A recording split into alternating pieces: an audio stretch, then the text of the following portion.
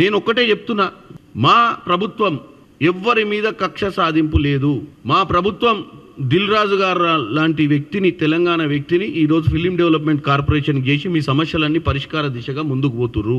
కాంగ్రెస్ ప్రభుత్వం ఇప్పుడున్నటువంటి ముఖ్యమంత్రి గారికి అల్లు అర్జున్ గారి మీద కోపం కానీ, పర్సనల్గా ఇండస్ట్రీ మీద కానీ కోపం కాదు. ఈ ఇన్సిడెంట్ మీద ఆయన ప్రజాపాలన చేయాలనుకుంటున్నాడు, ప్రజలకు మంచి చేయాలనుకుంటున్నాడు కాబట్టి స్పందించాల్సి వచ్చింది. నేను ఇందాక ప్రెస్ మీట్ పెట్టకముందే చెప్పిన, దీంట్లో అందరికీ ఉత్సాహం ఏంటంటే అందరూ దీంట్లో భాగస్వాములు కావాలనుకున్నారు. పుష్ప 2లో out side portions reel already 3 గంటల చిల్లర సినిమా ఉంటే 1 గంట ఇప్పుడు బయట రిలీజ్ అయింది ఎక్స్ట్రా.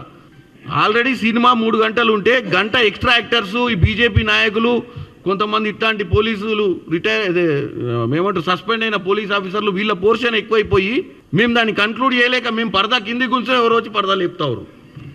అయిపోయింది, ఇది అయిపోయింది, ఇక వద్దు అనగానే ఇంకొక ఆయన వచ్చి పరదాలు లే అట్లెట్లా అయిపోద్ది, ఇంకా నడిపించాలి ఈ సినిమా. ఆ సినిమా 5,000 కోట్ల దాకా పోయిన దాకా నడిపిస్తా అని కూడా ఉండొచ్చు వీళ్ళ ఐడియా.